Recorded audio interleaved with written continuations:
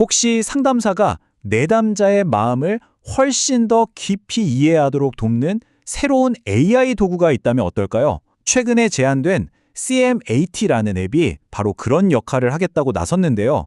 오늘 이 자료 분석에서는 CMAT, 그러니까 자비명상 미술치료 그림 분석 앱, 와, 이름이 정말 길죠?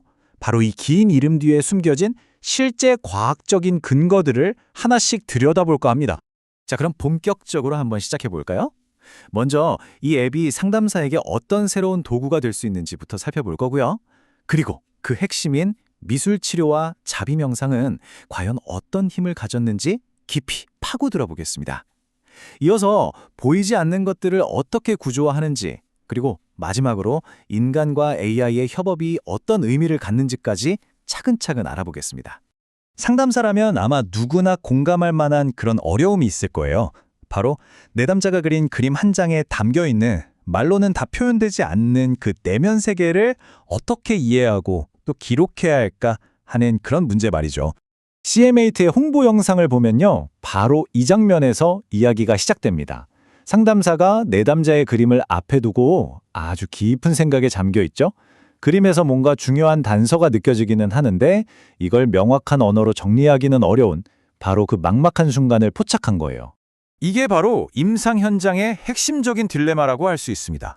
상담사의 섬세한 직관과 또 체계적인 임상 기록 사이의 그 간극이죠. 이 느낌이라는 걸 대체 어떻게 과학적이고 구조화된 언어로 번역해서 실제 치료에 도움이 되는 통찰력으로 바꿀 수 있을까요?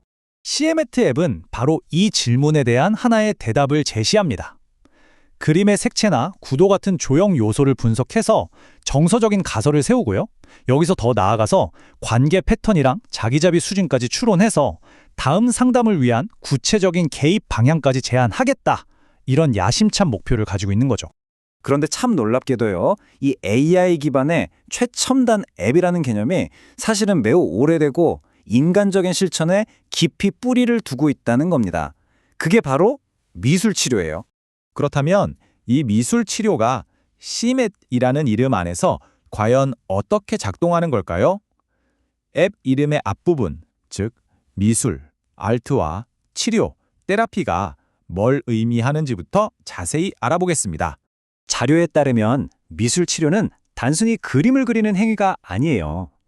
마치 우리가 꿈을 분석하듯이 내면의 무의식적인 세계를 캔버스 위로 끄집어내는 미술 활동과 그 과정을 통해서 자신을 더 깊이 이해하고 성장하는 치료가 만나는 아주 역동적인 과정인 셈입니다.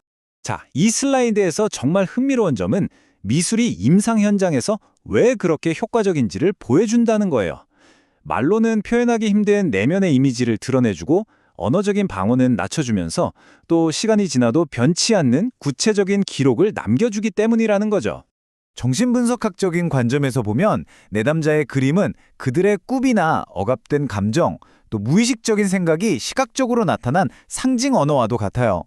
CMAT의 AI 그림 분석 기능은 바로 이 복잡한 상징 언어를 해석해주는 번역가 역할을 하려는 것이라고 볼 수 있겠죠.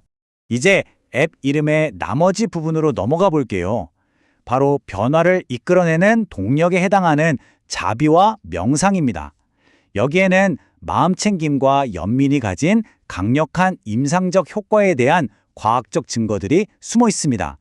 한 연구 MMT를 보면요, 특정 마음챙김 기법들이 어떤 긍정적인 심리적 결과로 이어지는지 명확하게 보여주고 있어요. 예를 들면 부정적인 감정을 그냥 알아차리는 훈련만으로도 정서 조절 능력이 높아지고요.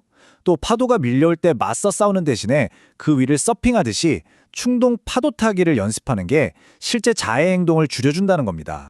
여기서 핵심은 이게 그냥 기분 전환이나 추상적인 이론이 아니라는 거예요. 실제 임상 연구를 통해서 통계적으로 유의미한, 다시 말해서 측정 가능한 수준의 향상이 입증되었다는 사실이죠. CMAT가 제안하는 자기자비 수준 분석이나 개입 제한 기능은 바로 이런 단단한 연구 결과에 근거하고 있는 겁니다. 그렇다면 CMAT의 핵심 기능은 과연 뭘까요?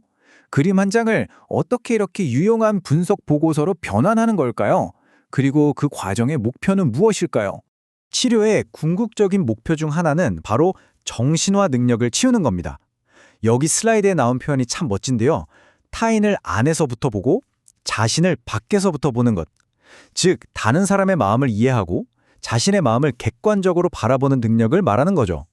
시마트의 분석은 궁극적으로 상담사가 내담자의 이런 정신화 과정을 도울 수 있도록 지원하는 것을 목표로 합니다. 그리고 이 과정이 참 멋지게도요, 설명적 순차 설계라는 연구 방법론과 굉장히 비슷합니다. 먼저 그림이라는 양적 데이터를 분석하고 그 결과 뒤에 숨은 왜를 설명하기 위해서 심리학 이론이라는 질적인 틀을 적용하는 거죠.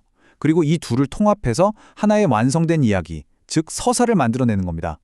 자, 지금까지 우리가 살펴본 미술치료, 자비명상, 정신화, 그리고 연구 방법론까지 이 모든 조각들을 이제 하나로 모아보겠습니다. 이 개념들이 어떻게 합쳐져서 하나의 강력한 임상 지원 시스템을 만들어내는지 그 전체 그림을 한번 보시죠. 이 표가 모든 걸 명확하게 요약해주네요. 우리가 맨 처음에 이야기했던 직관은 있지만 기록하기는 어려운 그 간극을 어떻게 메우는지 보여주죠.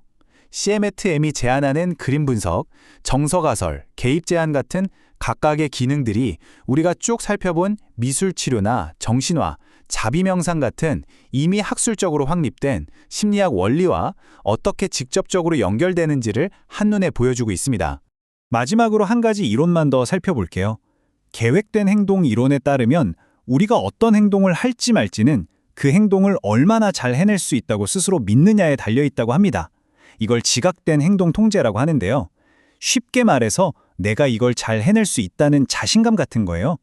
CAT-MAT와 같은 도구는 상담사에게 더 나은 데이터와 구조를 제공함으로써 바로 이 자신감을 높여주는 거죠. 그리고 결과적으로 더 효과적인 치료적 행동으로 이어지게 돕는 역할을 하는 셈입니다. AI가 분석의 일부를 담당하는 시대에 그럼 인간 전문가의 역할은 어떻게 진화해야 할까요? 아마도 분석 그 자체보다는 그 분석을 바탕으로 내담자와 더 깊은 인간적인 관계를 맺고 변화를 위한 그 여정에 온전히 동행하는 것. 어쩌면 그것이 상담사의 새로운 핵심 역량이 될지도 모르겠습니다.